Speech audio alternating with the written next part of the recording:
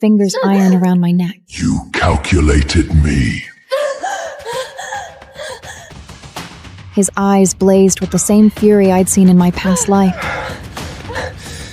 3 months. You schemed to approach me, all for this child.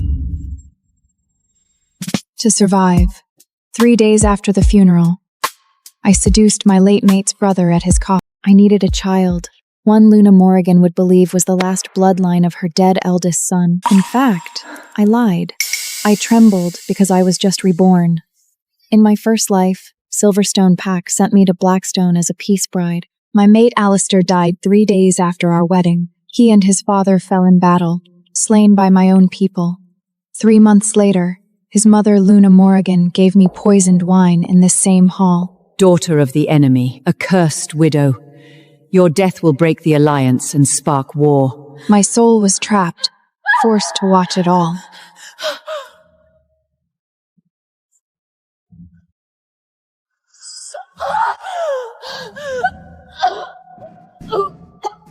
I stared at Cassian. For 3 years, he drowned Silverstone in blood. Today, we remind the world who rules it! Today! Forcing all packs to bow to his rule. I watched him point a dagger at his own mother's throat for a gray-eyed shepherd girl. As they clashed, the family locket flew right through my ghostly heart. Then light swallowed everything.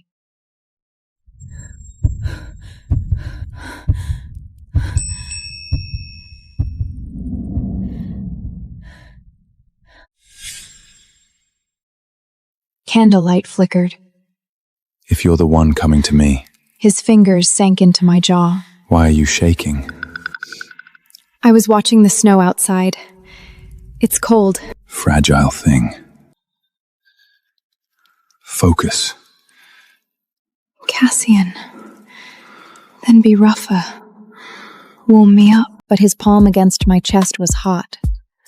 That night after, I tempted him in the garden, in the snow, my side chamber. I memorized his scent, learned when his guard slipped, and learned to wrap my legs tighter, driving him to take me with desperate force. Every time he fell asleep beside me, I would take out a moonbloom leaf and press it to my belly. I'd close my eyes and pray in silence. Moon goddess above, tell me the result. After a moth, I opened my eyes to see the moonbloom leaf glowing silver in the moonlight. The poisoned cup arrived as I sat beside Alistair's coffin. Luna Morrigan wore mourning black and held the silver cup. Alistair has been gone 3 months. Now it's time you joined him. The liquid in the cup was clear. I knew the taste well. I can't. I knelt, my hand moving to my stomach. I carry his child. Impossible. Her hand froze. Alistair never marked you before his death. He marked me. I looked up, meeting her eyes directly. Our wedding night. Don't you remember? I was gambling. Gambling that a mother would choose to believe her son had left behind blood. Gambling that she would not kill her own grandchild right now. She stared at me for a long time. Summon the moon priest. Her voice icy. Verify.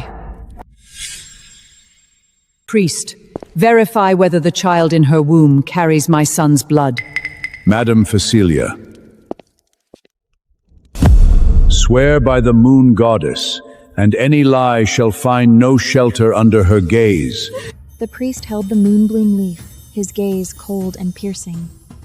Witnessed by the moon goddess, I, Cecilia Silverstone, swear that the child in my womb is Blackstone blood, Luna Morius grandchild. The moonbloom leaf in the priest's hand burst into silver light.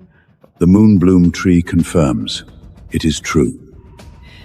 How conveniently timed this child's arrival is. I held my breath. Go, rest. I stood up, my legs trembling. But I steadied myself, walked calmly out of the morning hall. I stepped into the sunlit corridor. For the first time, the air tasted sweet. Then darkness crashed over me. Suffocation seized my throat. Cassian pinned me against a corridor pillar, his fingers iron around my neck. You calculated me. Not a question, but a verdict. His eyes blazed with the same fury I'd seen in my past life. 3 months. You schemed to approach me, all for this child. My back pressed against the cold pillar. Yes. I looked up at him. He faltered. Perhaps he had expected denial. Wait for death or fight to live. Which would you choose? You expect me to bow quietly to my fate. I cut him off. You know I was the Silverstones' sacrifice. You know I had nowhere to run. You know your mother, Luna Morian. Once the war between Blackstone and Silverstone fully abropes, she'll kill me to set a battle banner. You know nothing. You think I watched coldly from the side? You have no idea what merciful arrangement I made for you. I froze. Fine. He stared at me. Since you deem me an accomplice, let me show you what an accomplice is capable of. He seized my wrist, dragged me down the corridor. I fell onto the bed. His shadow fell over. He breathed against my ear. You schemed against me, then scheme this through to the end. His teeth grazing my earlobe.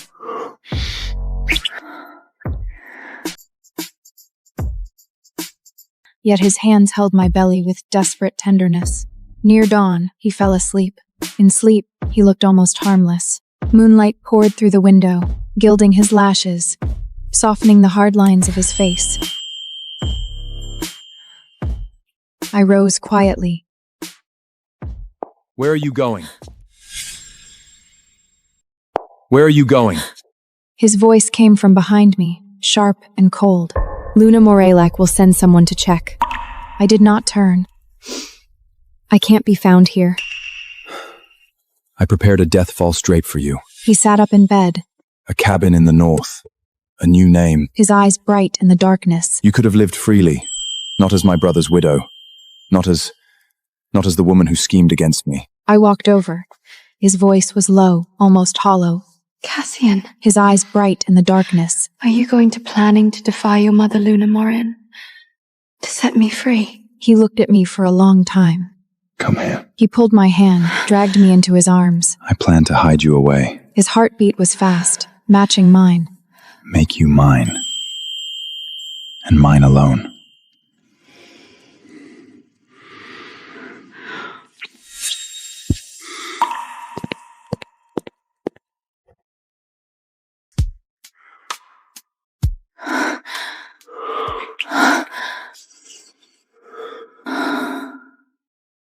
The Blackstone secret dreft. False death. New identity. You will be mine, not my brother's widow, not Blackstone's young mistress, just He lowered his head, kissed my forehead. mine. Mistress in the dark. Cassian. The idea detonated in my skull.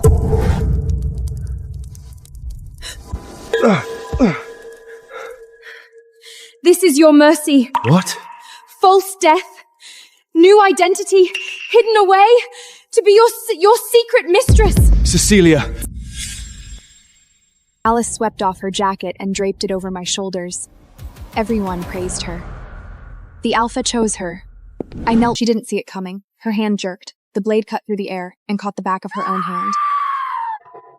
The blade clattered to the floor. Ailey stood nearby, waiting for the show. When I bowed before the Alpha, my sash snapped, my undergarments, my chest exposed, in front of everyone. My birth parents had just found me, brought me home to compete with my adopted sister Alice for the Alpha's bond. Before we left, Mother fixed my collar, then quietly pulled a thread from my sash. Indecent. Shameless. Alice swept off her jacket and draped it over my shoulders. Everyone praised her. The Alpha chose her. I knelt before my parents when we got home, swore it wasn't intentional. They didn't believe me, Father scoffed. You pulled that stunt for attention. You disgraced this family, and now you want to blame someone else? Mother sighed. You lost a bond, that's all. Don't be so dramatic. Alice married the Alpha and I was exiled to the frost border, and I died there frozen. Before I took my last breath, I found out Mother hadn't pulled that thread. She had cut it. On purpose. Then I was reborn. Mother smiled and reached for my sash. Let me tighten this. We can't have you embarrassing yourself. Her fingers slipped toward her sleeve. A blade, that blade. I knew it. The one that ruined my life the first time. I could still feel the frost border kneeling in the snow, freezing Alice standing over me in her fur coat. Eva, All I told Mother was I was afraid you'd outrank me. I never imagined she'd go that far. The cold never left me. I stared at her soft, well-kept hands. My heart hammered. She was still smiling, the blade already out, moving toward my sash. I let my knees buckle, threw myself forward, straight into her. She didn't see it coming. Her hand jerked. The blade cut through the air and caught the back of her own hand. The blade clattered to the floor. Ailey stood nearby, waiting for the show. She wore a gown of shimmering silk custom made by Mother, her sash tied perfectly. Before she could react, my fingers found her sash. One quick pull. It came loose. I straightened up fast and put on my most panicked face. Mother! Are you all right? I'm so sorry I slipped. Hissing through her teeth. Clumsy girl! We're about to walk into the Alpha's estate, and you can't even stand on your own 2 feet! Alice stepped forward with a handkerchief and dabbed at the wound. She shot me a look of pure contempt, then turned on the sympathy. Don't be too hard on her, Mother. She was raised in a backwater farming pack. She's just not used to all this. Father stood in the doorway, hands clasped behind his back. He checked the hourglass, frowned. Enough. Do you have any idea what it means to keep the Alpha waiting? He didn't glance at me once. His eyes went straight to Alice, soft. You look beautiful today, Alice. Dignified. Keep an eye on your sister when we arrive. Don't let her embarrass the family. Of course, Father. I'll take good care of her. She lifted her chin like she'd already won. I kept my eyes down and smiled. Mother's hand was still bleeding. The handkerchief had soaked through, but we were running out of time and she never got around to my sash. Instead, she reached for a velvet box. Alice, this is the Hale family heirloom. Priceless. She lifted out a necklace, crystals catching the light, and clasped it around Alice's neck herself. Thank you, Mother. I'll wear it with honor. I stood to the side, empty-handed, nothing around my waist but a plain white ribbon. Mother seemed to remember I existed. She rummaged through a corner drawer and pulled out a fistful of hairpins, old ones. Most of them, the gold paint was already flaking off. Here, Eva. Put these on. Don't go saying I play favorites. Your dress is so plain anyway. These will match just fine. She dropped them into my hand without even checking if they'd work. Father watched from across the room. Not a word of objection. He nodded. Alice was raised with us. She has refinement, grace. The heirloom suits her. Eva spent years in the farming pack. Putting something fine on her would just look out of place. I squeezed those cheap pins as my fist until the metal bit into my palm. The farming pack? Why was I even there? Because when my parents were running from their enemies, I was dead weight. They only brought me back. Because the Alpha came calling. His family had an old betrothal agreement. The firstborn Hale daughter, Ailey, was beloved. But on paper, she was adopted. They needed me just long enough to put Alice in the Alpha's bed. I never understood, in my last life, how my own parents could do this to me. Not until the very end, dying at the frost border. 2 guards stood nearby talking. They didn't know I could still hear them. Hale is cold-blooded, leaving his own flesh and blood here to die, all for some adopted girl. That's his mistress's daughter, his actual blood. His wife found out years ago and she brought the girl home, called her adopted, then spent every year since grinding the real daughter into the dirt. So that was the truth. Mother sacrificed her own child to keep her husband. Father looked at me and saw nothing worth keeping. I crushed those pins in my hand and let them bend. Right in front of me, Alice on Mother's arm. Father looking on with nothing but warmth. A perfect, happy family. And then there was me. Father, Mother, we should go. Father's eyes cut to me. Nobody asked you to hurry us along. Have some manners.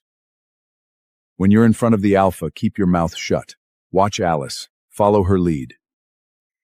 If you ruin this, I will have you sent to the frost border myself. I said nothing. The frost border. I'd already been there. Already knelt in that snow until I couldn't feel my legs. Threats lose their edge the second time around. The carriage rolled toward the Alpha's estate. It was not a quiet ride. Alice had taken the best seat.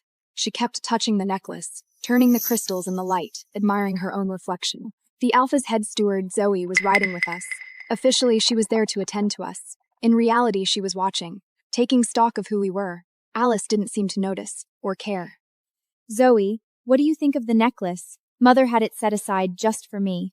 Zoe said nothing. She was pale. An hand pressed to her temple, jaw tight. I recognized it immediately. In my last life, Alice had done the same thing, talked the whole ride over, loud and relentless. But she'd gotten lucky.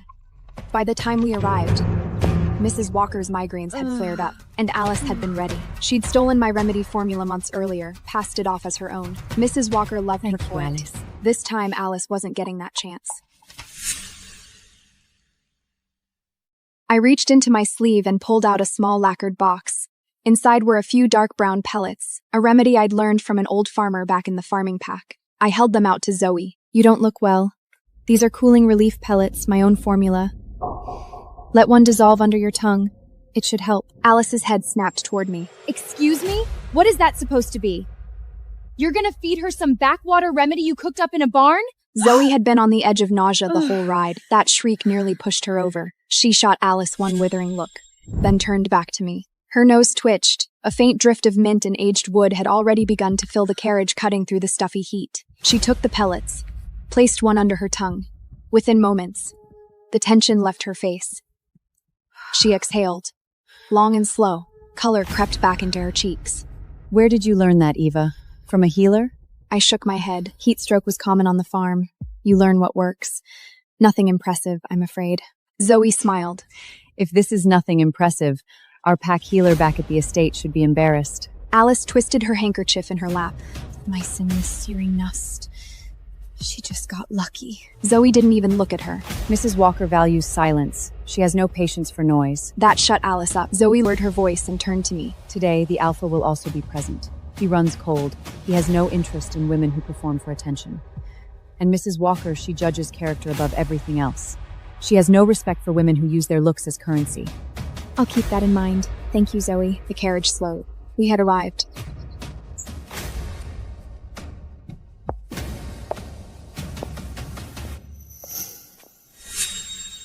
Will not be an ending. It will be a door. Dear traveler, once this body dies, you may return to your original world. At the wedding banquet, Isabella, the one they called my sister, took the opportunity of toasting to lean in close and give me a taunting smile. Congratulations on your marriage. I tried out your husband and your wedding bed for you last night. It was absolutely amazing. Couldn't stand it and slapped her across the face.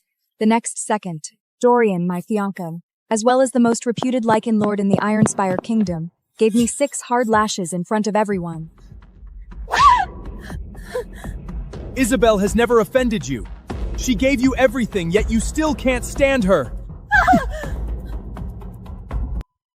Do you really think you can conceal your filthy past from me? You slave mongrel. If it weren't for your brothers, I'd rather marry a dog than a shameless ingrate like you. At his command, he threw me into a deep, remote forest and tossed me into a snake den, teeming with venomous snakes to reflect on my actions. After 7 days of torment, my 3 older brothers of Ashvale's house came to me. I thought I'd be saved, finally, but I was wrong. Oldest brother, the Alpha King in the Ironspire Kingdom, the most valiant commander, yet also the most ruthless ruler, who slaughtered the inhabitants of 2 cities to bring the North under his control. Without hesitation, he thrust his sword through my shoulder blade. I've already decided to name her as the heiress of the kingdom. My second brother, the dragon Justiciar, cold as he was sculpted from a marble stone, once burned thin of features, accused of treason and witchcraft at the stake without batting an eye. He didn't even take a glance at my battered body, just said coldly, From now on, only Isabel's name will be recorded in the royal family registry. As for you, don't even think about being recognized as a member of this family for the rest of your life. My third brother, the renowned vampire healer, was even more ruthless. His sharp teeth. Isabel has suffered from scurvy since childhood. To compensate her, you must keep giving out your blood to save her. I heard a cold voice, coarse from ancient. It is done. The suffering ordained for this form has run its course. not one lash unearned, not one sorrow unspent.